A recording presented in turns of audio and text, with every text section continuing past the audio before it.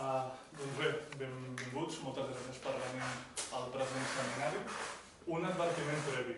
José Luis Villacañas, evidentment farà la seva intervenció en castellà, però ha viscut molts anys a València i no té problema perquè les nostres siguin en català. Agrair al professor Villacañas d'haver acceptat la invitació per a aquest seminari. En José Luis Villacañas Berlanga és filòsof polític i historiador de les idees polítiques, doctor en filosofia per la Universitat de València, actualment és catedràtic d'Història de la Filosofia a la Universitat Complutense de Madrid, així com director de la revista República d'Història de les Idees Polítiques i de la Biblioteca Virtual de Pensamiento Político Hispánico Saavedra Fajardo. Com a filòsof polític, en els seus assajos ha tractat el pensament de filòsofs com Kant, Weber, Ramiro de Maeztu o Ortega y Gasset, així com temàtiques com el republicanisme, federalisme i més recentment el populisme. Com a historiador de les idees polítiques, va començar amb aquesta biografia del rei en Jaume I, la podeu anar passant. Va seguir amb la Formació de los Reinos Hispánicos, llibre a partir del qual jo el vaig conèixer i sempre li estaré agraït. Un assaig titulat Que imperi, sobre l'imperi de Carles V, la monarquia hispànica i finalment la recent història del poder polític en Espanya. L'anàlisi de llarga durada que fa dels republicanismes espanyols en aquestes obres historiogràfiques jo crec que és amb la qual avui ens pot il·luminar en el seu seminari. Moltes gràcies. Gracias. Pues es un placer. Bueno, no sé dónde quiera. Es un placer estar aquí con vosotros. Os agradezco mucho la invitación porque nos obligará, y me obligará, sobre todo, fundamentalmente a mí, a aclararme, ¿no?, acerca de una cuestión sobre la que he trabajado de modo disperso, pero no he estado en condiciones de centrarme de un modo más monográfico, más exhaustivo, ¿no? Yo tengo una... pero no sé muy bien, casi me voy a atener, ¿no?, a la conferencia que tengo, porque creo que de esa manera soy más preciso que si comento o procuro improvisar, ¿no? Mi tradición germánica me impone, ¿no?, aunque es un poco más aburrido, pero me impone atenerme a un texto, ¿no? Bueno, ante todo unas palabras para identificar desde qué punto de vista hablo, ¿no?, desde dónde me dirijo a ustedes, ¿no? El amigo Joaquín me pide una conferencia imposible, realmente, pero como decía Max Weber, no se sabe lo que es posible hasta que no se intenta lo imposible. He concebido mi trabajo a lo largo del tiempo como una reflexión sobre la realidad, lo que llamaba Weber una Realitätswissenschaft, una ciencia de realidad, a través de herramientas conceptuales refinadas, no solo lógicamente, sino informadas históricamente. Así he intentado elaborar el material histórico en órdenes conceptuales, en problemas conceptuales, pero los problemas conceptuales no aspiran a desplegarse especulativamente, separándose del tiempo y del espacio, sino a delimitar su valencia sin anacronismos y sin anatopismos, sin utopismos. Y de este modo me he vinculado a una línea de pensadores que va desde Max Weber a Reinhard Koselleck, asumiendo que los elementos conceptuales son solo ideales tipos que nos ayudan para construir una ciencia de realidad, y defendiendo que una de las maneras en que esto se produce es mediante la determinación espacio-temporal de los conceptos y la fijación de las experiencias espacio-temporales que los enmarcan. Esto es importante destacarlo porque no vale solo para los conceptos políticos, vale para todos los conceptos. Y esto es lo que me diferencia de mis colegas filósofos, ¿no?, que ellos creen que los conceptos tienen una valencia abstracta, una valencia general, mientras que yo considero que tienen solo valor en la historia. Estos son conceptos en historia, ¿no?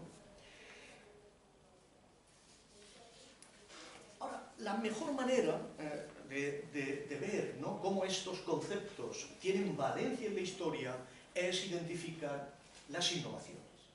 En la innovación es donde se muestra cómo el concepto está enraizado en la historia. Esta premisa teórica, que espero no sea excesivamente enojosa, puede ser desplegada con muchos detalles metodológicos interesantes. Aludiré solo a Quentin Skinner, ¿no?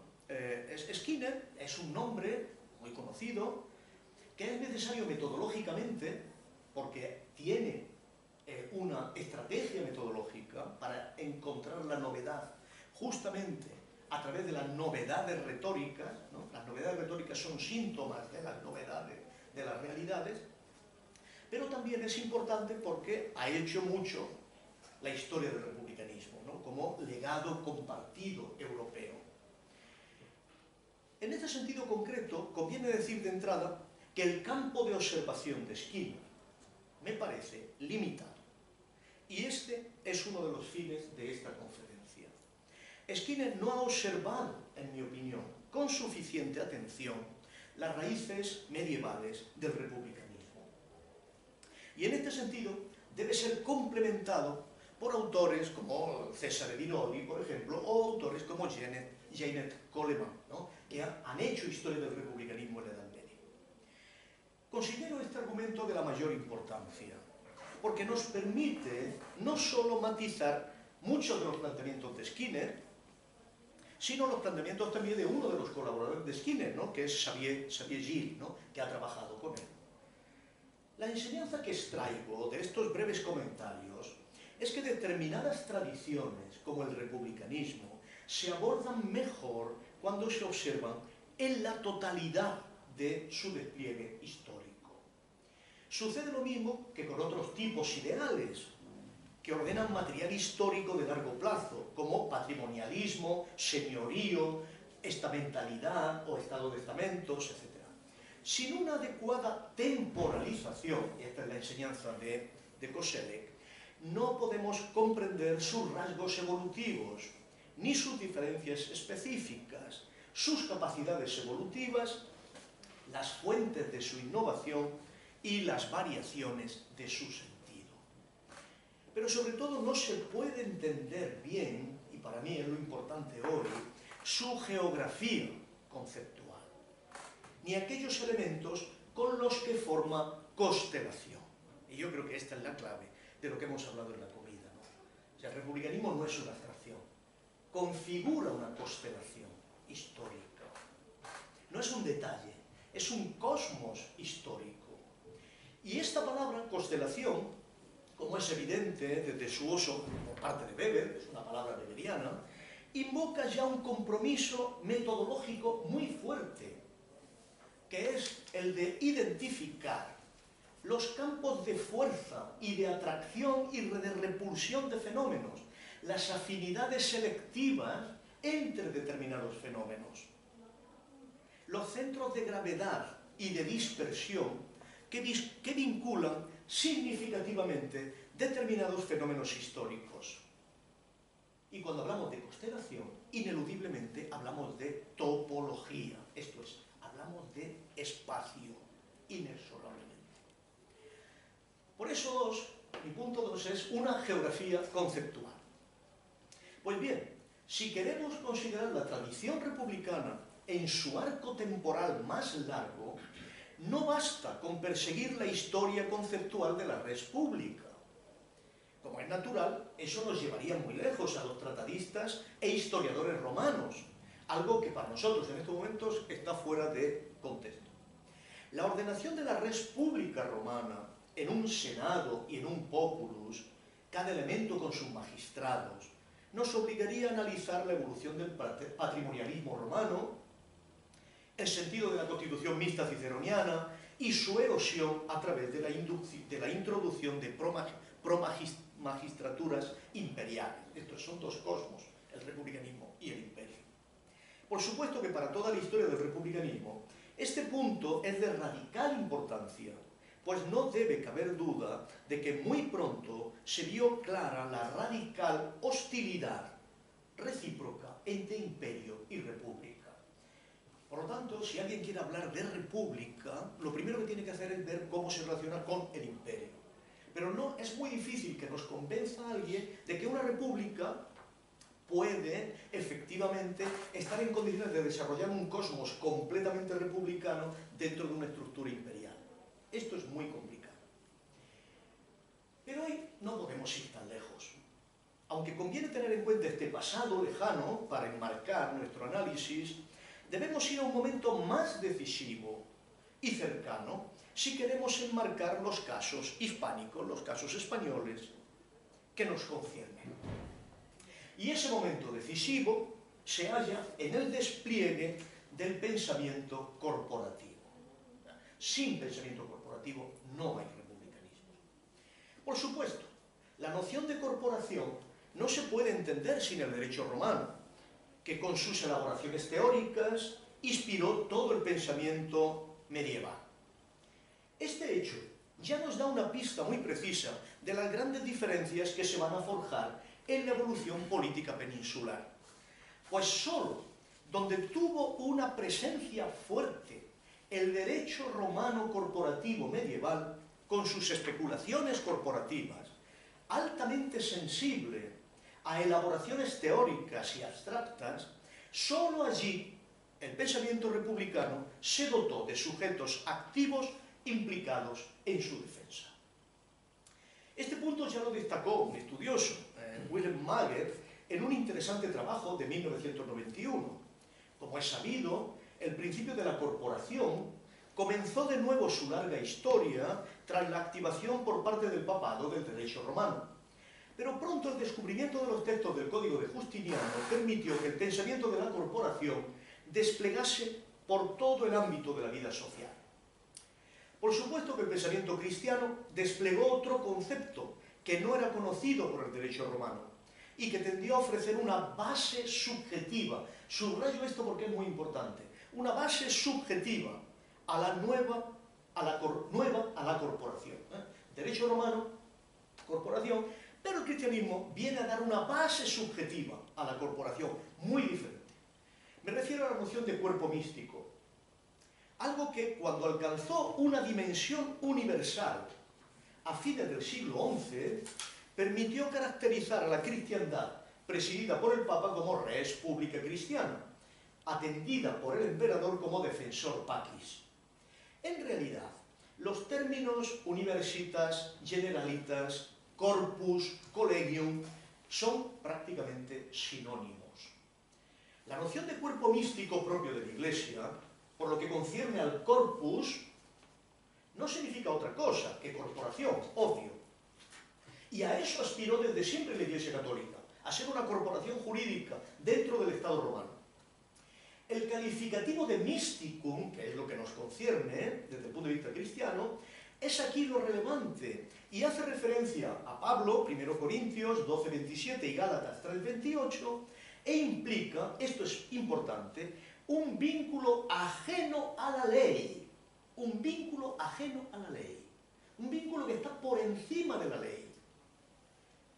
Y es un vínculo únicamente subjetivo, determinado, dominado por la charis, por la caridad, y por el carisma, por el neuma, por el espíritu. Cuerpo místico es este cuerpo que está unido solo por el espíritu, no por la ley. Veremos hasta qué punto esto es importante, porque ahora debemos proponer una tercera variación, además de la romana y de la cristiana, para entender el sincretismo de derecho corporativo medieval. Se trata de la forma específicamente germánica, caracterizada como Genossenschaft, como fraternidad, hermandad. Lo propio de esta figura, Genossenschaft, la corporación de los compañeros, por decirlo de modo claro, lo propio de esta figura germánica, que recoge la asociación libre a la que los germanos vinculaban su libertad, estriba en que no depende de para su reconocimiento de una autoridad superior, ni de la figura trascendente de Dios, sino sencillamente de la voluntad expresa de los miembros respecto de cierto fin.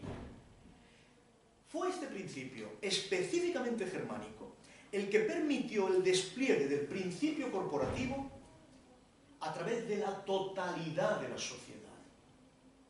La autoridad superior tenía que reconocer a una corporación de este signo por obligación con solo la declaración de su existencia. Por eso Gierke les llamó organismos naturales. Hemos de decir que la Iglesia se mostró muy receptiva de esta posición germánica de confraternidad y que de acuerdo con ella transformó el derecho de propiedad al considerar que la corporación y sus deudas como propiedad común de sus miembros. La afinidad entre el derecho corporativo específicamente medieval y el republicanismo es plural y compleja, y por eso es fácil defender que donde el primero, el corporativismo, se desarrolla con fuerza, el segundo, el republicanismo, tarde o temprano, prenderá. En realidad, la res publica es una corporación más, y su articulación goza de la relatividad propia de todo pensamiento corporativo. Sin embargo, algunos aspectos formales del espíritu corporativo son especialmente relevantes para el espíritu republicano. Y ahora señalaré 5 puntos que me parecen importantes del espíritu corporativo que son decisivos para el espíritu republicano. Lo decisivo del derecho corporativo respecto del republicanismo reside, ante todo, en la división de poderes. Esto es así porque la corporación tiene el derecho supremo de conferir cargos jurisdiccionales y marcar la naturaleza de esos cargos y sus límites. Con ello, se asentó el principio de que, cito a Berman, un magnífico estudioso del derecho, los deberes y derechos de la corporación son distintos de los de sus funcionarios. La corporación tiene derechos y deberes distintos de los que organizan sus funcionarios. De tal manera que los actos punibles de los funcionarios no tienen por qué ser imputables a la corporación misma. Pero más allá de esta diferencia entre la corporación y sus funcionarios, que es decisiva para el republicanismo, porque muestra la necesidad de la justicia, por ejemplo, está la diferencia entre corporación y sus representantes. Es la corporación la que decide cómo deben actuar sus representantes y cómo se ordenan y sistematizan sus competencias. Ambos elementos determinan la necesidad de toda corporación de una constitución. No existe corporación sin constitución. Esto es decisivo porque diferencia responsabilidades personales y las colectivas, pero también es decisivo para la división de poderes. Es muy importante conectar con este punto un tercer elemento que despliega la metafórica del cuerpo, el corpus, en sus rasgos funcionales, y que pronto articuló la afinidad con la constitución mixta. En efecto, el cuerpo debía tener cabeza, brazos, pies, y esta metáfora canalizó la articulación de sus diferencias funcionales de manera diversa. Basta recordar la articulación de los órganos parlamentarios en brazos para entender la relevancia de este punto. El cuarto elemento republicano del derecho de las corporaciones es decisivo, la inexistencia de una representación sustancial, capaz de agotar por sí sola la realidad de la corporación. Esto es lo que determina que la corporación republicana pueda tener soberanía de muy diversa índole, porque no tiene representación sustantiva. La corporación debe tener un jefe o presidente, desde luego, pero este no acoge en su seno todo el derecho de la corporación ni agota la representación de la corporación. Es más bien como el tutor que vela por el derecho de la corporación, que es entendida como un menor de edad. Decisivo es también el quinto elemento para el pensamiento republicano, la diferencia entre la propiedad pública o común de la corporación y la propiedad privada de los miembros, pues como señaló el Digesto, lo que es de la corporación no es de ninguno de sus miembros. Berman, 228, analiza esto de una manera muy relevante. Finalmente, en quinto lugar, el espíritu de toda corporación se rige por la máxima específicamente republicana, luego, de "Cob omnes tangit, omnibus tractarit et approbarit". Lo que concierne a todos, todos deben tratarlo y aprobarlo. Es muy interesante subrayar, como hizo en su día un teórico muy importante, Gaines Post, que esta máxima servía sobre todo, una máxima, en cierto modo, para marcar requerimientos procedimentales, lo que inspiró de forma muy decidida la praxis en el parlamentarismo primitivo, ¿no? Lo que a todos concierne, lo que a todos afecta, a todos concierne y todos deben aprobarlo. Esto inspira la praxis parlamentaria, ¿no? Esta máxima es antes a la corporación de varones, por ejemplo con el rey Juan sin tierra, o lo que es el fenómeno paralelo, la unión de los varones contra Pedro II, aquí en Pere I, no. Pero según el Gran. No, el padre de Jaume. Pedro I el católico, segundo Garón. Pedro I el católico y segundo Garón. Pues en efecto, hay una firme dependencia del principio parlamentario respecto del principio republicano corporativo. Esto es, el Parlamento depende del espíritu corporativo. El Parlamento es una corporación. Bastan estos detalles para asentar una tesis donde este pensamiento corporativo se desplegó con fuerza en la realidad social, un cierto espíritu debía echar raíces. Era una práctica capaz de mantener unidos a grupos humanos mediante procedimientos que tendían a la unanimidad, con capacidad de elegir delegados con poderes limitados, destinados a servir los fines de la corporación, representantes que aceptaban división de poderes, límites en sus poderes y diferencias entre sus atribuciones y los derechos de la corporación en su totalidad, con funcionarios cuya actuación debía ser juzgada para no ver imputada a toda la corporación por sus actos, y sobre todo con la vigilancia expresa para que no confundiesen los bienes de la corporación con los privados. Ese espíritu fue siempre fortalecido por las dimensiones de la comunio cristiana. La comunio, nosotros no entendemos lo que es la comunio, obviamente. El comunio es un gesto absurdo. La comunio cristiana medieval es efectivamente el momento de la juramentación, de la conjura, por decirlo así, el momento de la sacramentalización de la corporación, de la divinización de la corporación.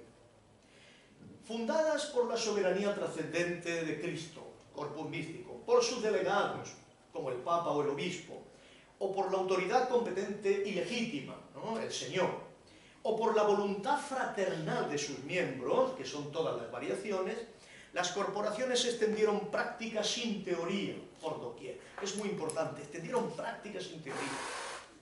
Y definieron el estilo psíquico, todavía más importante, de los que pertenecían a ellas, como adecuado para participar en los procedimientos de definición de la voluntad y de la actuación y decisión. Para refinar ese espíritu se echaba mano de la retórica ciceroniana, la manera de desplegar un oficio, un deber, de tal manera que pudiera ser apreciado por la comunidad. Puesto que el derecho corporativo tuvo una influencia decisiva en la creación de empresas, porque las empresas son corporaciones, las empresas medievales son corporaciones, y en la definición, por tanto, del derecho mercantil medieval, tan decisivo para entender el moderno, es evidente que el espíritu corporativo no solo afectó a la definición del espíritu republicano, sino también al espíritu mercantil y empresarial. Y esto en una época muy anterior a la modernidad, muy anterior a la época en que Pocock investigaba sus casos. Sin entender la íntima relación entre el principio corporativo y el empresarial, no se entenderá el republicanismo moderno y sus formas de supervivencia. 3. El pensamiento corporativo en el alba del siglo XIII, la ciudad. Pues bien, no necesitamos nada más para ordenar los materiales históricos de que disponemos respecto de los reinos hispánicos justo en el momento en que se forja su destino de forma más intensa. Se trata del siglo XIII, el gran siglo medieval. Y curiosamente, y antes de que tengamos que ir al momento en que el republicanismo podía fecundar un pensamiento de reino o de principado, debemos atender al campo en que el derecho corporativo obtuvo su despliegue político y marcó con ello la evolución de la subjetividad hispana. Me refiero obviamente a la ciudad. Pues por toda la Edad Media y también para la hispana, res publica es ante todo ciudad. Ciudad en este sentido corporativo, no feudo o señorío, ni siquiera señorío colectivo. Y se puede decir con toda claridad que allí donde la ciudad evolucionó en el sentido de señorío colectivo, como en Castilla, el pensamiento republicano tuvo cada vez menos posibilidades de desplegarse. La ciudad consolidó el sentido comunitario de la corporación y su dimensión sacramental o juramentada de formación de estatus o constitucionalizada. Y en la medida en que se veía como autocéfala, se aplicó el término universitas con pleno sentido. Su dimensión de confraternidad participativa, fundada en la Eucaristía, se verificó en la obligación de ayuda y protección mutua, y en su origen en la posibilidad de participar para ofrecer consejo común, tanto para las leyes nuevas como para las elecciones de cargos, la regulación de la vida económica y de arbitraje y el reconocimiento de los gremios. Sea cual sea la forma de gobierno que al final acabara teniendo, la ciudad organizó diversos órdenes sociales, estamentos o clases en un sistema de integración. La ciudad es el mayor sistema de integración que ha producido Occidente.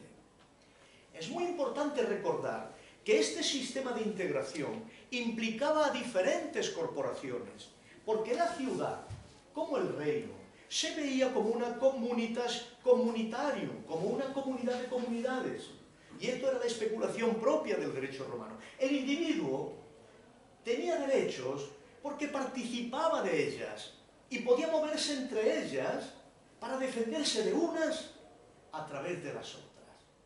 Esta situación generó la complejidad mental típica del ciudadano, que por lo general vivía atravesado por una heterogeneidad jurídica. Aunque la ciudad no se separó de la comprensión cristiana, tenía una clara dimensión secular, que no podía interferir con las corporaciones religiosas, cuyo derecho básico, derecho de las corporaciones religiosas, por lo general no estaba en sus manos. Pero al margen de eso, y como reconoció Max Weber, la ciudad se veía como una comunidad que podía desplegar orgánicamente su vida histórica desde su propia autonomía, capaz de encarar siempre de nuevo los problemas que lo ignoto del tiempo pudiera traer. Más interesante todavía es que se vio como una comunidad racional. Este punto para mí es el decisivo. Una comunidad racional que a la hora de establecer sus estatutos tendió, al menos en Occidente, a neutralizar las dimensiones mágicas y animistas de casta y de familia. Este punto es muy importante. Dimensiones de casta, animistas y mágicas, que son importantísimas en la ciudad oriental. Para nosotros es interesante este punto porque nos permite apreciar los grados en que la ciudad hispana se aproximó a este ideal europeo que nunca fue, obviamente, realizado en su perfección, en la medida en que toda ciudad medieval mantuvo separados a los judíos como casta especial con la que no podían mezclarse, no tenían comunión. Si bien, por lo general, en Europa, esta diferencia se hizo por fundamentos religiosos y no mágicos o de sangre, algo que no estaba del todo claro en España, sobre todo en Castilla, cuya ciudad es la transición, y esto es una tesis muy fuerte, pero estaría en condiciones de discutirla con el señor Herrero, es una ciudad de transición entre la ciudad oriental y la occidental. No es una ciudad occidental plenamente. Por supuesto, el punto más importante de la ciudad es su naturaleza foral. Es muy difícil traducir esta idea al moderno constitucionalismo, desde luego, pero en todo caso, en España, la posibilidad de fundar una ciudad era una regalía, pues los reyes siempre se reservaron el derecho de poblar. Como siempre, esto conoció muchos grados, según fuera la novedad real del poblamiento. Por lo general, se consideraba que repoblar un núcleo urbano antiguo era de la misma naturaleza que refundarlo. Así, ya fuera para generar nuevos espacios urbanos o para reponerlos, siempre se debía pactar un fuero entre el rey y el núcleo urbano. De ahí la necesidad de que el fuero tuviera algunas contraprestaciones, muy pocas, sobre todo la asistencia a la hueste, que como sabemos en los mercaderos de Aragón eran 3 días al año. Una asistencia mínima. A cambio, y este cambio hay que subrayarlo porque es muy importante, se concedía al burgo, pobla o ciudad inmunidades, libertades, competencias, forma de gobierno, formas de justicia y formas de participación popular en el gobierno. Todo lo cual debía reflejarse en una cédula escrita, en una constitución. En la Corona de Aragón, por ejemplo, en Valencia, constituyen las Cartas Puebla. Cartas Puebla, en las que Enric Guinot ha hecho todo un estudio coleccionándolas completamente. Por lo general, la justicia urbana recae sobre pares que son ciudadanos y se rechaza la ordalía, el duelo y el combate, algo que también nos interesa mucho respecto de la evolución castellana, que como sabemos jamás nunca va a eliminar el duelo del fuero viejo de los hidalgos a lo largo de toda la Edad Media. La ciudad de la España medieval, cuarto punto. Pues bien, respecto de este asunto, en el siglo XIII podemos diferenciar 3 políticas urbanas completamente diferentes. La del Reino de León, la de Castilla y la propia de la Casa de Barcelona. Porque es la propia de la Casa de Barcelona, no es la del Reino de Aragón. Esto no es así. Es la propia de la Casa de Barcelona. Y esto es lo que cuesta que la Casa de Barcelona, pues al final, tenga que pasar con Pere el Gran por todo lo que tiene que pasar en la Corona de Aragón, porque procede de aquí. Vamos a identificar la diferencia fundamental porque implica una radical divergencia en la recepción del derecho romano. Con ello obtendremos la base para mostrar la continuidad del pensamiento y las prácticas republicanas en el futuro y las divergencias entre los territorios hispanos. Por lo demás, esta época no es casual o irrelevante. Constituye el final del equilibrio de la Hispania de los 5 reinos. Este es el final, y asienta las bases de la hegemonía castellana. O sea, estamos hablando en el giro real de la Constitución española, de la Fairfaxum, no de la Constitución de papel, de la Fairfaxum hispana. Una hegemonía que, como sabemos, recayó sobre el poder menos atravesado por el derecho romano, por el menos elaborado desde el punto de vista constitucional, desde el punto de vista jurídico. Es conocida la evolución propia del Reino de León a la muerte de Alfonso VII, ¿no? El emperador, el llamado emperador. El sentido de esta evolución fue su política de pueblas. Este proceso lo ha estudiado muy bien Pascual Martínez Sopena y fue un ataque a la estructura de los castro, de castra, de señorío laico y de monasterios. Esto es lo que hace la estructura de pueblas leonesas. En realidad fue una reorganización general de la tierra, una transformación de la constitución del reino. Las pueblas estaban bajo jurisdicción regia directa, gozaban de derechos fiscales sobre los alfoces, disponían de patrimonio propio, generaban una red comercial densa y se gobernaban mediante un concejo. Amuralladas, se disponían al servicio del rey, que las reunía en una curia plena. Las cortes, entendidas como un compromiso recíproco del rey y del reino. Así, el parlamentarismo leonés, formalmente instaurado en 1188, antes que el británico, antes que el inglés, fue resultado de una ofensiva regia y de una política urbana. Lo específico de estas cortes, como la Asamblea de 1208, es que se organizan en brazos. Se organizan ya en brazo. Allí se habla de reverendo estamento de los obispos, del glorioso colegio de los primeros y varones y de la multitud de los concejos. Su proceder es el de la multa deliberatione y su final es universorum consensus, que concierne al universis presentibus et futuris, a la generalidad de los presentes y de los futuros. Tenemos aquí un corporativismo incipiente pero claro. Sin embargo, como recordó Emilio Mitre, se ha mitificado la cohesión de este parlamentarismo. Dirigidas contra la nobleza civil y religiosa, las cortes leonesas de ciudades no pudieron consolidarse justo por la heterogeneidad del orden territorial leonés. Asturianos, gallegos, se mostraron hostiles a la política de Pueblas, como nos informa ya Lucas de Tuy, y por la incapacidad de integrar realmente a los nobles.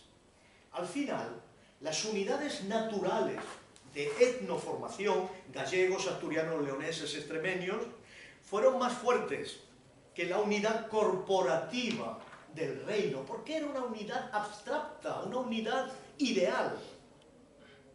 Los órdenes estamentales, más fuertes que los representativos, los órdenes territoriales, más fuertes que los urbanos, porque estaban militarizados mejor, y el rey dejó de ser el garante del statu quo para ser una parte.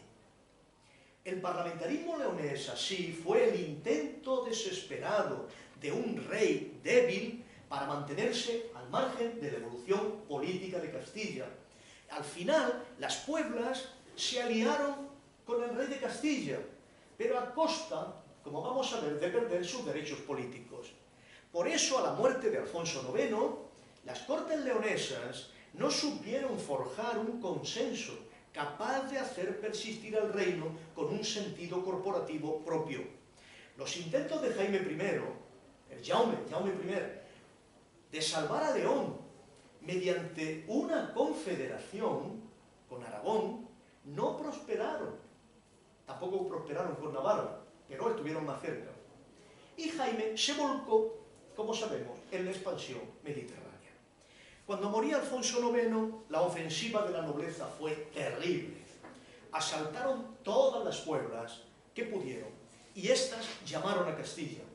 La forma urbana y la forma parlamentaria leonesa, muy consciente de su espíritu corporativo, clausuraban su breve camino. El rey de Castilla no estaba por la tarea de reabrirlo. La evolución política de Castilla fue muy diferente. Tras la época de las Navas y su expansión andaluza, Fernando III convocó a las ciudades en Sevilla en 1250. Procter editó uno de sus cuadernos dirigido a Alcaraz. Colmeiro, el gran recopilador, ¿no?, de las cortes medievales, las llamó las primeras generales comunes a los dos reinos. Casi podía haberle llamado y las últimas. La importancia de estas cortes reside en que el rey tenía a su lado altos nobles y obispos afines. Esto es, había una apariencia de brazos, así como a los maestres de todas las órdenes, junto con omnes bonos de Castilla y de León. La decisión del rey en estas cortes fue hasta cierto punto cercana a la de Alfonso IX. Fijaos, integrar las aldeas en las pueblas, integrar las aldeas en las ciudades, en las villas, separarlas de los castros, de los castillos. o de los territorios de señorío, esto es, hacerlas de territorio de realengo público, en una defensa del fuero urbano. Sin embargo, la decisión integraba otra medida, mucho más importante para el destino de Castilla. Cito, que los menestrales no echen suerte en el juzgado para ser juez. Los cargos públicos se reservan para los caballeros. El juez es un cargo de naturaleza militar. Pero esta medida iba acompañada de otra muy importante. El rey prohibía, dice, cofradías e unos ayuntamientos malos. Solo excluye de la prohibición de hacer cofradías, corporaciones, a aquellas cofradías cristianas que se dedican a enterrar los muertos, a promover la asistencia mutua y la limosna. Esto es, las cofradías específicamente musulmanas. Son las cofradías que permite el rey musulmán en toda la Andaluz. En modo alguno se reconoce el derecho corporativo a los menestrales. El rey comprende que esa proliferación de corporaciones gremiales, que es de lo que estamos hablando, se hace, cito, a mengua del mío poder e de mío señorío e a danno del concello e del pueblo. La idea básica es que se trata de míos pueblos, es una cita, míos pueblos, sistemas delegados del poder del rey, no corporaciones autocéfalas. Su mentalidad hace de la ciudad distritos militares, judiciales y fiscales, específicamente el distrito taifa, el distrito musulmán, pero no órganos corporativos. En realidad, el rey tampoco tiene un sentido corporativo del reino. La consecuencia fue que la vida corporativa de la ciudad castellana fue muy escasa. La militarización de sus cargos absoluta. El dominio de la hidalguía sobre su administración determinante. Y escasa toda corporación, toda organización corporativa laica. Por supuesto, esta base condujo pronto a un cierre oligárquico, de consejo cerrado y a una paulatina transformación de la ciudad en señorío colectivo. La consecuencia fue que la ciudad castellana no se dotó de un régimen de doble consejo. Este punto es muy importante para el republicanismo. Un régimen de doble consejo. No basta ser una república con los 24. El espíritu republicano implica disponer de un doble consejo. El consejo secreto de gobierno, el consejo pequeño, reducido, y el consejo ampliado. En Barcelona el consejo del Cens, ¿no? Que eran en momentos importantes más de 100. El consejo gubernativo estrecho, que puede ser de naturaleza oligárquica, y el consejo amplio, de base menestral. Aquí, completamente, en Castilla, completamente desorganizado. Solo las parroquias, y para el encuadramiento militar, las parroquias eran la forma en que se organiza, por ejemplo, la Santa Hermandad se organiza por parroquia, es relevante para la ciudad castellana. Nada que ver con el encuadramiento gremial, ¿no? Y acordaos que el encuadramiento gremial también tiene sus propias milicias, ¿no? Y tiene sus banderas, ¿no? La compañía del Sen, por ejemplo, en Valencia, es una compañía gremial específicamente. Por supuesto, el derecho de hidalguía a la justicia por duelo se mantuvo activo como una reivindicación permanente del fuero viejo, ¿no? La ordalía. De este modo, la vida parlamentaria y la vida económica siempre se vieron mermadas por la impronta militar de sus representantes exclusivos, que desplegaron una mentalidad de señorío, un espíritu de señorío, que es completamente opuesto al espíritu republicano. Lo que atrajo, y esto es un detalle muy importante, lo que atrajo a la nobleza para instalarse en la administración urbana, disparando las aspiraciones de privatización de sus tierras públicas. El muro de contención de todo asalto de la nobleza a la ciudad, el consejo amplio menestral, en Castilla no funcionó. Con ello, el espíritu corporativo cedió frente al espíritu hidalgo rabiosamente individualista y de aspiración señorial. Cuando con estas ideas nos dirigimos a la política de Jaime I, nos damos cuenta de las debilidades del régimen corporativo castellano.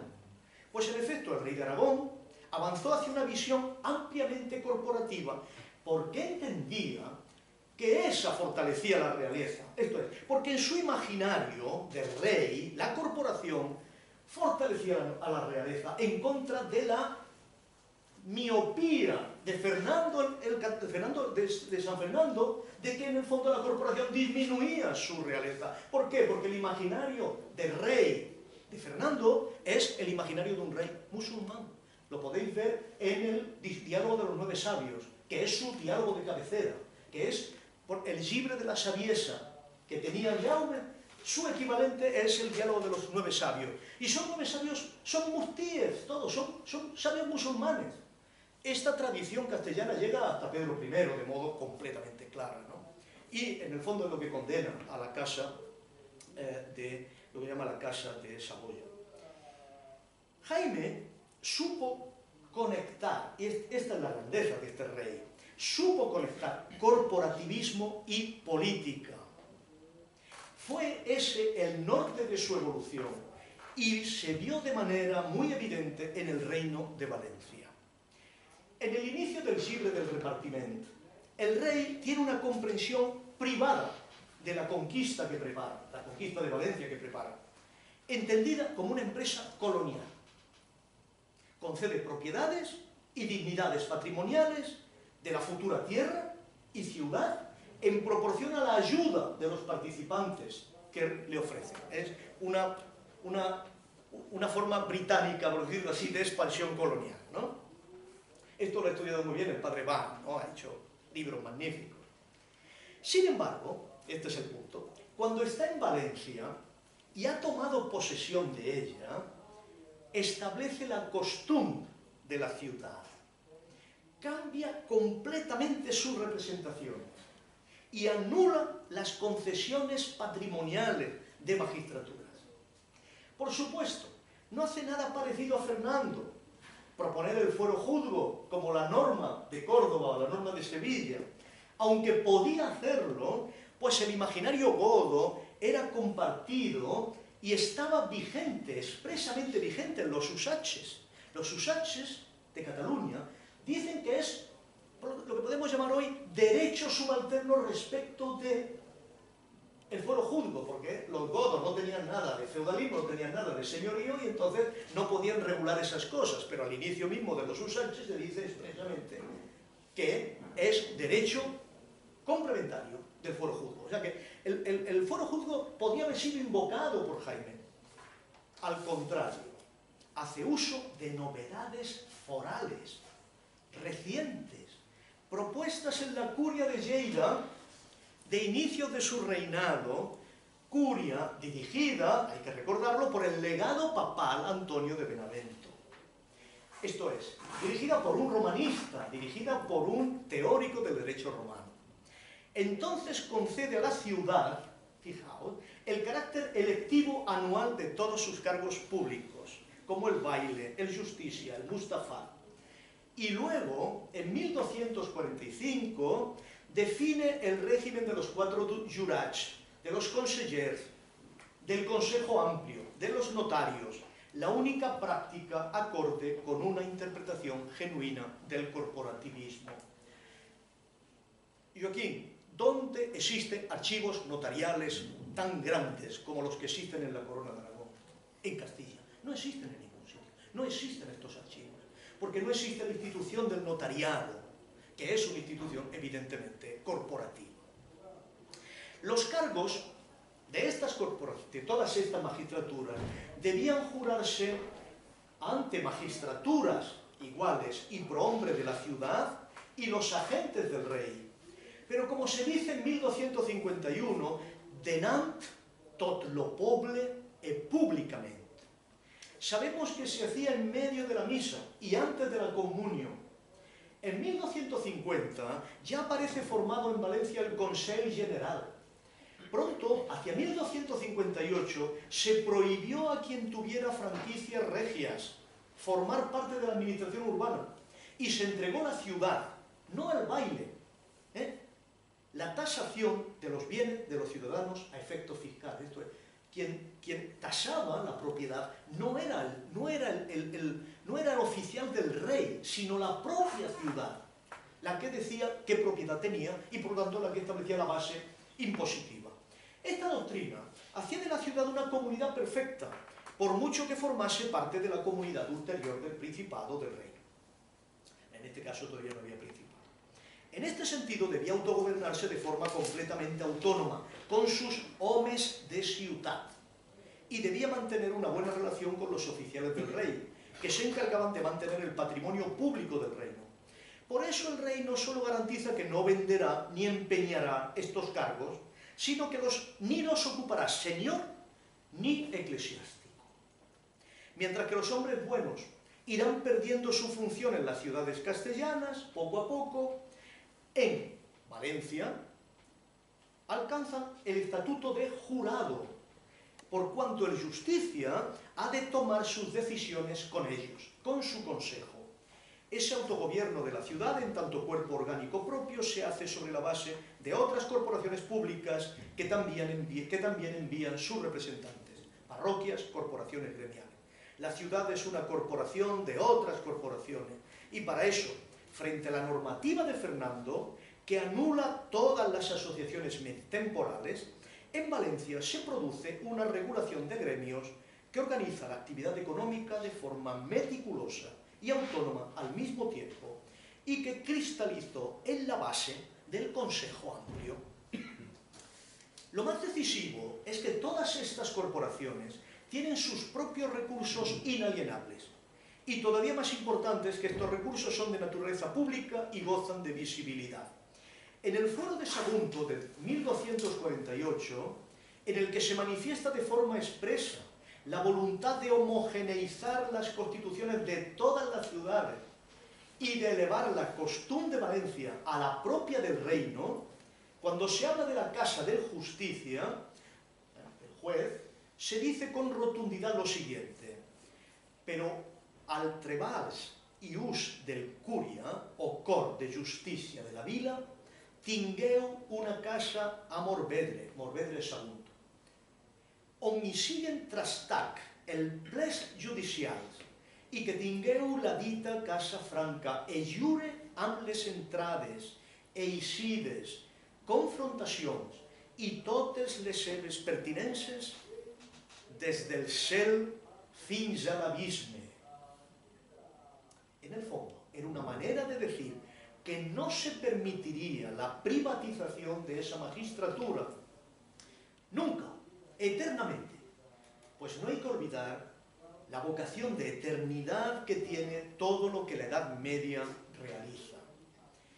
Es muy importante la idea política del reino que anima y da vigor a esta construcción jurídica corporativa romana, sea de forma directa, a través del Código de Justiniano, sea a través de la costumbre de Lleida o de la de Tortosa, que son los modelos de la de Valencia. O sea, Valencia no hace sino aplicar las ideas de Lleida y de Tortosa. Aunque el rey había cambiado la estructura del llibre de repartiment al dar la costumbre a la ciudad, se cuidó mucho de que los firmantes fueran casi todos los asistentes a las Cortes de Monzón de 1236, que regularon la conquista. Así que no debió hacerse sin consenso, sin un gran consenso entre las partes implicadas. Quienes no entran en el consenso, los ricos hombres aragoneses, y esto es el origen de la rebelión con Pérez, clarísimamente. Yo una vez fui a presentar mi libro mi libro de Jaume, fui a presentarlo a Aragón y descubrí con completo estupor lo que odian a Jaime I. Es una cosa... No se puede allí hablar de Jaime I.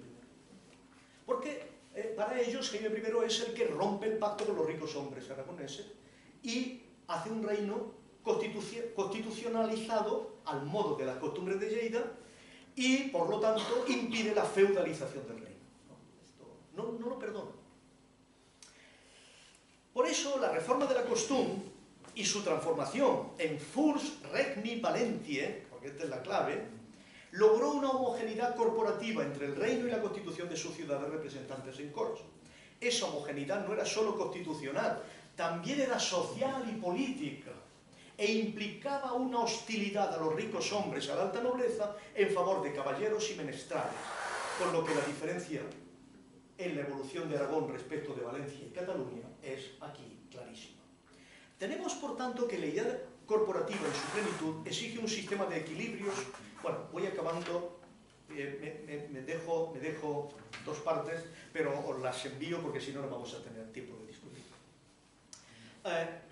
Lo más importante que quiero deciros es que esto no fue una improvisación, ni un movimiento instintivo, ni algo casual. Era fruto de una política, en el sentido específico de un programa, en el que se habían valorado pros y contras, y se impulsaba con plena conciencia de los equilibrios que había que guardar, y las líneas rojas que no se podían cruzar. En suma, el rey Jaime elaboró un dispositivo ideológico para justificar conscientemente su práctica. Fue una práctica con teoría aquí. Y lo hizo apelando a valores más comunes e incuestionables de la sociedad en la que vivía. Asesorado por juristas, y esto es muy importante, juristas que no trabajaban aislados en el gabinete regio, sino bien instalados en la sociedad barcelonesa. Pere Albert no era un jurista de corte, era un notario que estaba perfectamente integrado como Peñafort, ¿no? No eran juristas de corte como luego van a ser los de Pedro IV, por ejemplo, ¿no? Tal cosa quedó clara, tal programa quedó claro, en lo que en la edición de Bofarull es el parágrafo 498 del Llibre del Feix, y en la edición de 1557 el capítulo 20. La escena, esta escena que nos describe aquí, se presenta siempre con la sublimidad de la mímesis de las formas religiosas. Tras la boda de Fernando de la Cerda y Blanca de Francia, en Burgos, en diciembre de 1269, ya tomada Murcia por Jaime, el rey de Castilla, Alfonso X, con muchos problemas internos, quiere pasar la Navidad con su yerno. Entonces el rey, que está en la plenitud de su gloria, acaba de conquistar Murcia, acepta. El comienzo del parágrafo adopta un tono bíblico presidido por el número 7. Estec aquí 7 días amb nos. Estuvo aquí, Alfonso, 7 días con nosotros. En aquests 7 días, donant-lis et consell que faes en sa feina. Le dimos consejos para que hiciera su faena, hiciera su trabajo. 7 días, 7 consejos, como la creación, como las 7 palabras del testamento de Cristo. En ellos vemos la política de equilibrio que da contenido a la forma corporativa. Así el rey dice: lo tercer consell fou que retingués tota la sua gent. Car ginit se traduce por conviene, porque es una forma verbal muy rara. Car ginit bé estava a tot rei que la gent que Deus li havia acomada sabés retenir agrat e plaer d'ell, ¿no? Porque le conviene al rey que la gente que Dios le ha dado, que la sepa guardar y retener a gracia y placer de ellos, no del rey, de ellos. Es una forma de legitimidad.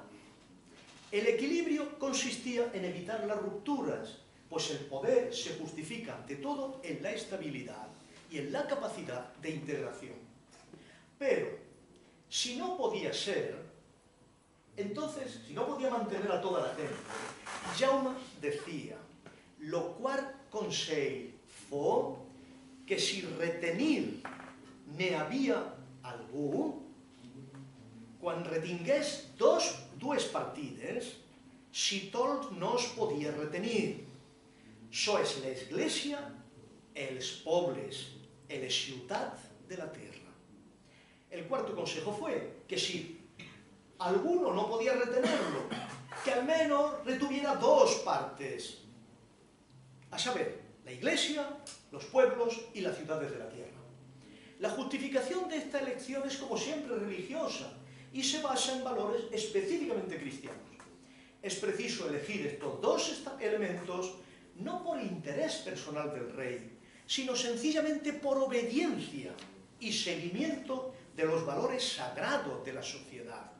Pues en efecto, ciudad de la terra, església, dos elementos urbanos, son gent que Déu ama més que els cavallers.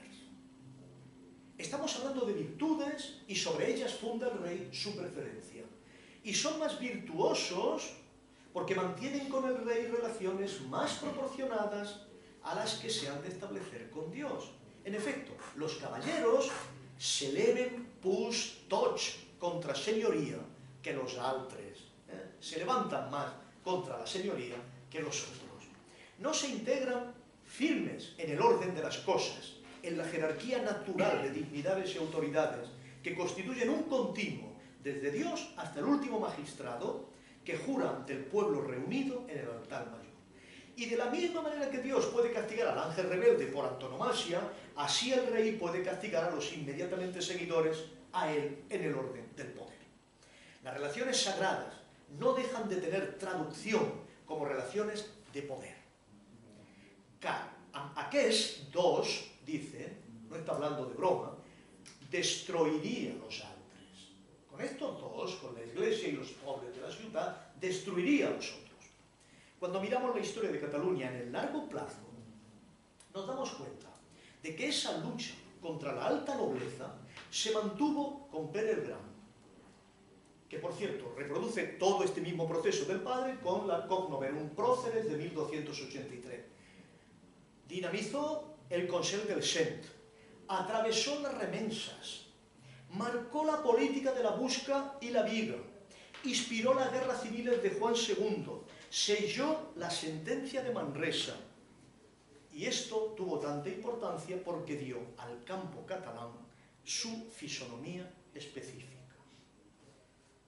Y eso es decisivo para la historia del republicanismo catalán. Pero ya no puedo contarlo, porque si no me pasaría las 2 horas.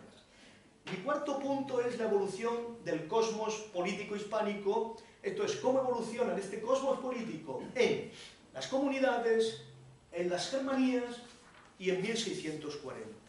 Y mostrar cómo en 1640 el republicanismo sobrevive, y sobrevive justamente por una serie de condiciones que se dan específicamente en Cataluña, que ya no se dan en Castilla, obviamente por la debilidad de la base, que ya no se dan en Valencia, por toda una tradición política muy diferente. Esto es, fundamentalmente por una cosa, porque a partir de la Guerra de los Pedros, Valencia es un reino roto, que está entregado en toda la parte sur a una alta nobleza, como es el señor de Villena, es rodeado de elementos señoriales como Gandía, es rodeado por la presión permanente de los ricos hombres por la parte del interior, que llega hasta Xelva,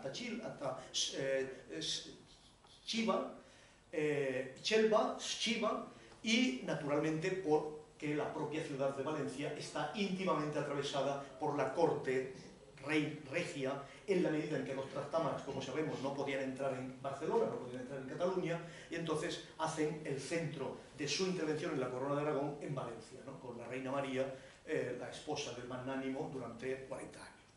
Esto va disminuyendo el republicanismo. Ahora, la cuestión que yo abordo en la parte final es muy sencilla.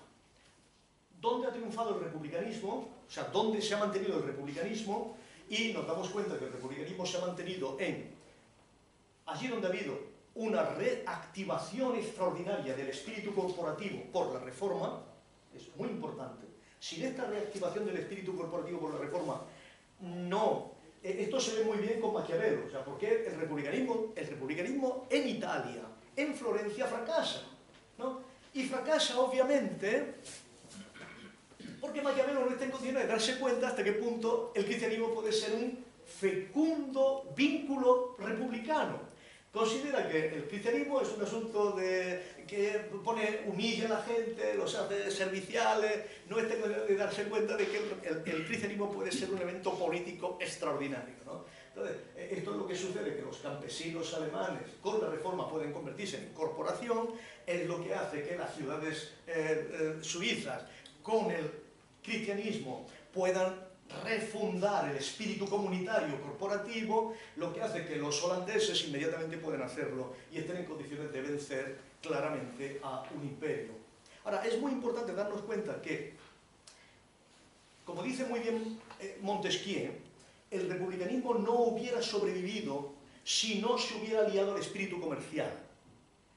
Y el problema es que el espíritu comercial, como dice Weber, no se habría desplegado con un sentido corporativo nuevo si no hubiera tenido una base reformada. Esto es, la misma manera en que se produce una función federativa o federal con la reforma, porque la reforma lo que hace es mostrar una renovación del cuerpo místico en la medida en que la comunidad ya no tiene que estar completamente condicionada desde el punto de vista geográfico, porque el espíritu es ubicuo, y manteniendo la misma fe se puede tener una estructura de federación entre Estrasburgo y Zúrich, o entre Estrasburgo, Zúrich y Nuremberg.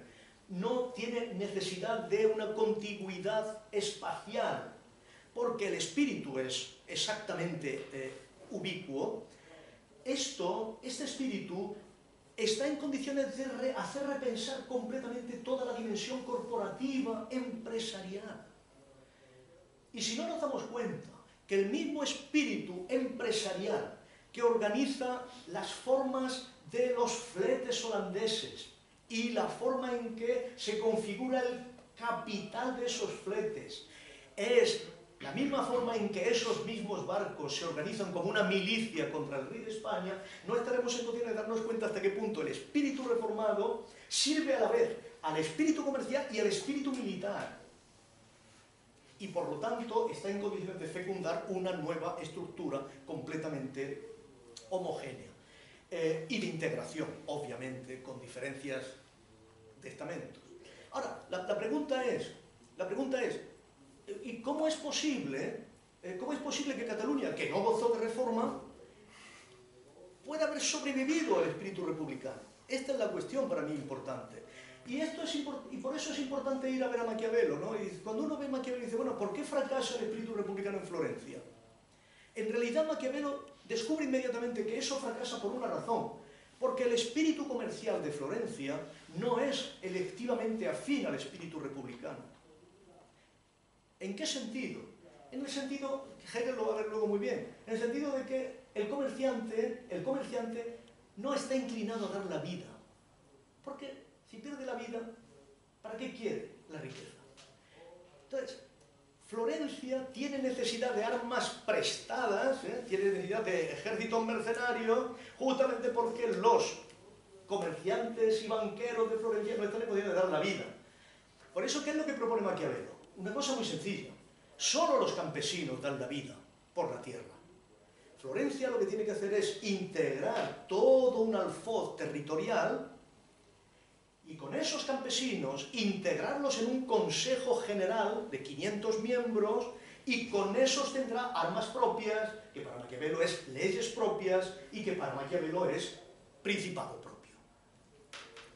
Pero Maquiavelo no logra hacer este proyecto fundamentalmente por una cosa, porque los intereses económicos de Florencia y los intereses económicos de los campesinos de toda la Toscana no son afines, porque un capitalismo comercial como el de Florencia, con un campo que es específicamente un campo casi de autosubsistencia o cerealista, no es afín a una república comercial. Y fracasa en la vinculación de campesinado y elementos urbanos. Pero las remensas lo que logran es que el campo catalán sea un campo productivo, sea un campo que genera productos comerciales. Desde el siglo XV, desde el siglo XVI, el aguardiente es un producto que se exporta a toda Europa. Y por lo tanto hay una afinidad electiva entre la realidad senatorial comercial de Barcelona y el campo catalán. El campo catalán sirve de retropierra a una estructura comercial de un puerto importante, porque la agricultura es agricultura de exportación y de productos artesanales. Y no es un azar, sino es la perfecta simbología de la construcción de una hegemonía en el sentido específico maquiaveliano o luego gramsciano, el hecho de que el canto de los campesinos sea el himno nacional de Cataluña. Esto es, que sean los campesinos los que, viniendo del campo, estén en condiciones de dar la vida en la lucha contra dos potencias hegemónicas que están luchando entre sí. Esa unificación de campo y ciudad alrededor de unos símbolos comunes, creo que sin necesidad de tener una reforma, es lo que permite que el espíritu de identificación con determinadas instituciones estuviera en condiciones de mantenerse. Creo que la clave de esta situación es que se supo llegar a una integración, a un sistema de integración que es específicamente aquello que el mundo corporativo siempre había aspirado a realizar. Si nos preguntamos, sin embargo, por qué el movimiento republicano catalán no estuvo en condiciones de cerrar su evolución histórica como Holanda o como Suiza, tenemos que decir de una forma clara que en el caso de Holanda fue por una específica situación geoestratégica internacional. Esto es, por una parte, Holanda no tenía a los dos lados regímenes patrimoniales. Vais a recordar que tenía, por la parte de Alemania, un imperio que tenía una enorme flexibilidad de restablecer relaciones internacionales, que por la parte de su poniente estaba íntimamente relacionado con una república comercial afín a ella como Inglaterra, mientras que Cataluña no tuvo esto. Los coqueteos que hizo Gran Bretaña de configurar algún tipo de estructuras afines a Cataluña no pasaron de coqueteos, en la medida en que en la medida en que Gran Bretaña siempre supo que tenía intereses continentales que atender, que serían los que harían jugar de un modo u otro su relación con Cataluña. Pero Cataluña no logró algo que, por ejemplo, logró Suiza, que es la clave de que Suiza pudiera efectivamente estar en condición de mantenerse como una república con una federación de ciudades, que fue la identificación de una neutralidad europea. Esto es, Suiza, lo que hace que Suiza se mantenga específicamente como república es que logra un estatuto de neutralidad. Un estatuto de neutralidad reconocido por todas las partes y que mantiene... ahora, ¿por qué Suiza logra un estatuto de neutralidad? Esta es la pregunta. Suiza logra un estatuto de neutralidad porque tenía las fuerzas más aguerridas, las fuerzas militares, la fuerza más importante de mercenarios, que nadie quería, efectivamente, que se pasara solo a un bando.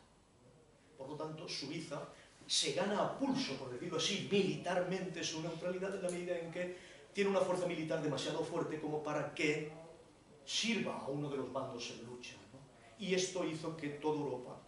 Cataluña evidentemente no logra algo parecido, pero yo creo que no logra nada parecido justamente porque tiene a su lado dos poderes patrimoniales centrales, ninguno de los cuales quiere tener en sus fronteras una república. Bueno, he corrido mucho al final, pero siento haber ido tan deprisa. Gracias.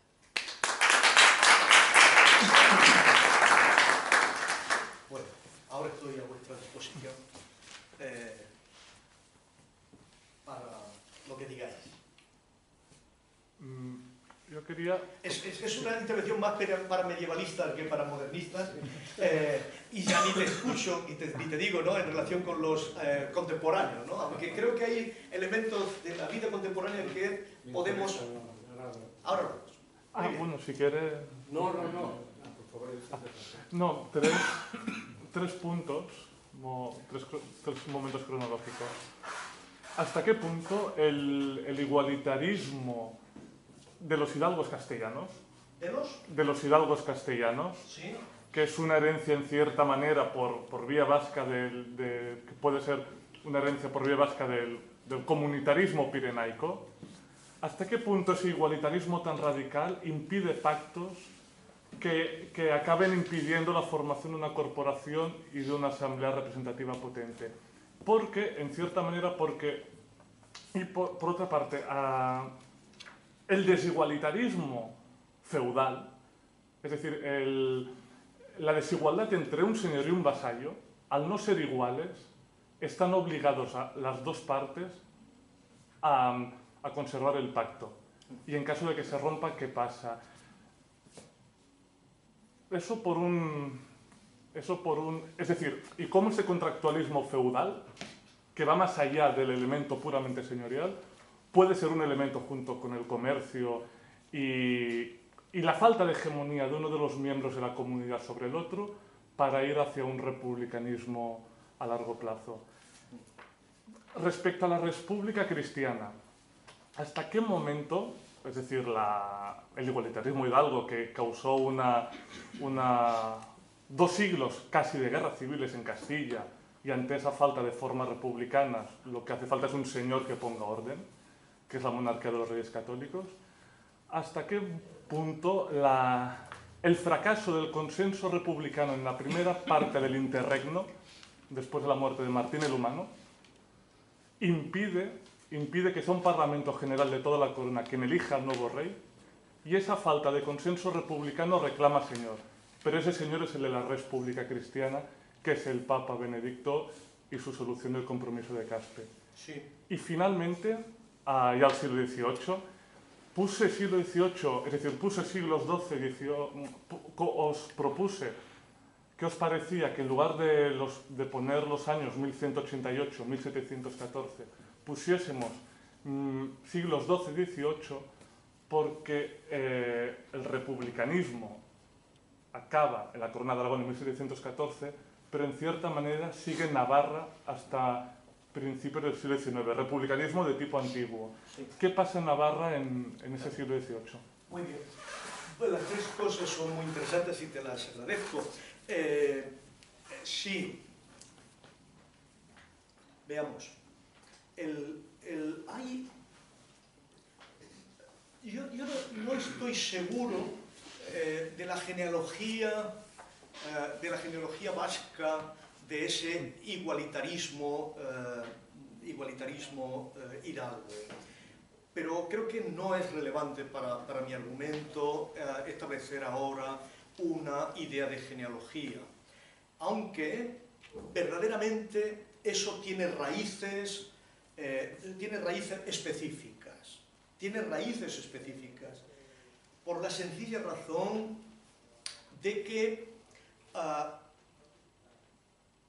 hay algo que obstaculiza la vigencia en Castilla de lo que podemos llamar la institución feudal.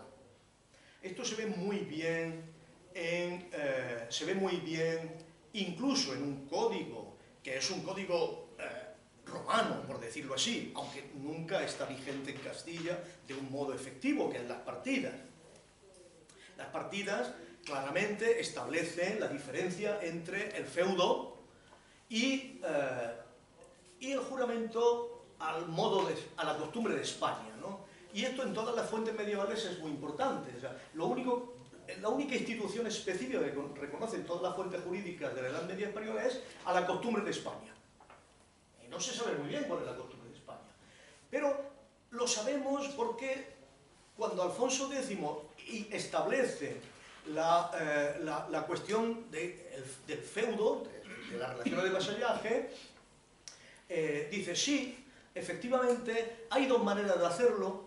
Una con juramento, con un juramento formal, ritualizado, sacramentado, en el que vale exclusivamente el juramento, es decir, vale exclusivamente la palabra, que es el del franco, esa es la forma feudal franca, ¿no? Pero esa forma tan ritualizada, en el fondo no se da en España, no se sigue la costumbre de España.